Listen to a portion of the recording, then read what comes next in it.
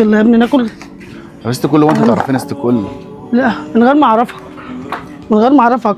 لقمه صغيره بس على قد حالنا برضه. طب انا عايز افهم بس حاجه، بس انا عايز افهم حاجه. انت دلوقتي انا قلت لك انا عايز اخد اكل، فانت دلوقتي انا دلوقتي ما تديني السمكتين وتريح قلبك والاكل ده. طب الاكل ده بتاع حد فيكم؟ اديك السمكتين وتاكل كمان معايا. طب الاكل ده بتاع حد فيكم؟ لا وده بتاعي وعيالي وانت معايا وانت بني. طب افرض انا بضحك عليكم ومش لا من غير ما تضحك، حتى لو بتضحك دي برضه لقمه برضه معانا، ما ينفعش. يعني اقعد اكل خلاص؟ تقعد تاكل والله. ماشي. طب اقعد فين بقى؟ اقعد اهو، الكرسي اهو والاكل اهو. تسلم يا استكل.